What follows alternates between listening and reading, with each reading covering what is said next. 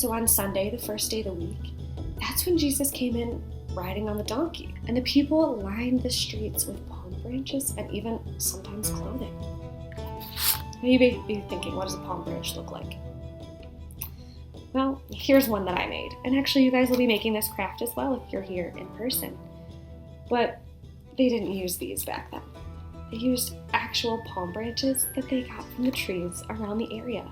And they lined the streets with these as he came in riding on this donkey. Then on the next day, on Monday, he went into the temple and he was rightly angry at the things that he saw going on in there.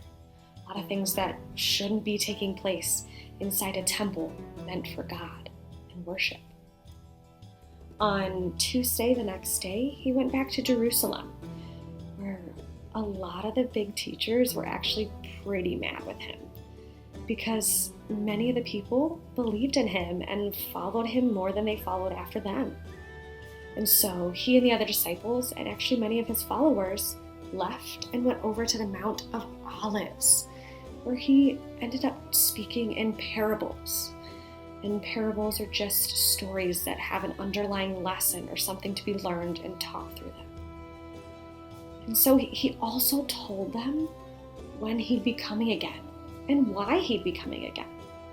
The next day, you may be thinking, what happened then? But the Bible is actually silent on what Jesus did on Wednesday.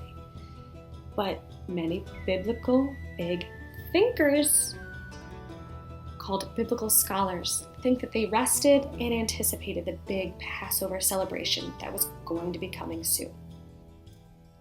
And actually, Scripture also tells us that later that day, one of the disciples, Judas, met with some of the spiritual leaders and actually planned to betray Jesus.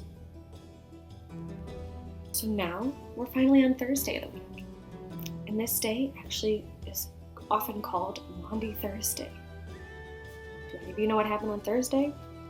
Well, there's actually a lot that happened on Thursday. This is the day that Jesus washed the feet of his disciples in his own love and humility to them. But it was also Passover, and that was the Last Supper that they had together. It was also when Jesus introduced the idea of communion to them. Later, after they ate that evening, they actually went to a garden, and Jesus wanted all of them to pray together. But the disciples fell asleep and didn't get to pray. But Jesus prayed really hard that night. And you may be thinking, why did he pray extra hard that night? Well, it's because he knew that he would be betrayed and many soldiers would come and take him away. And that's actually what happened not too long after he finished praying. So after he was taken out of the garden in the early morning of Friday, he was put on trial and sentenced to death on a cross.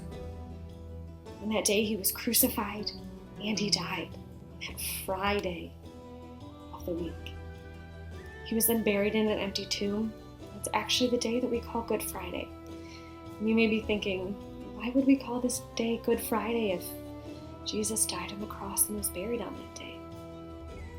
But that's because we think about the meaning of his death on the cross. And what does it mean?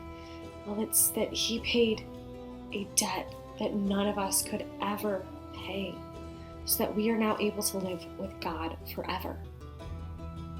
The cost of our forever life with God was the death of his son Jesus, and that is a good thing.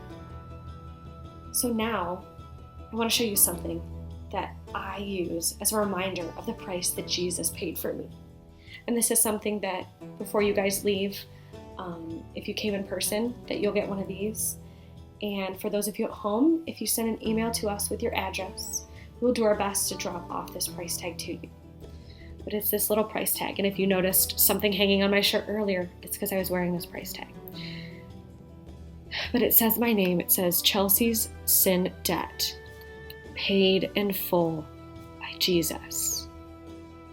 This is actually a tag that each of you can wear on Friday to remind you and even to share with others of what Jesus did to pay the cost of your debt. And to be reminded that it is paid in full once and for all. So I hope that you guys check out our resource page, that there's so many resources and materials and fun activities for this entire week to help you guys learn even more about this week and all the important things that happened.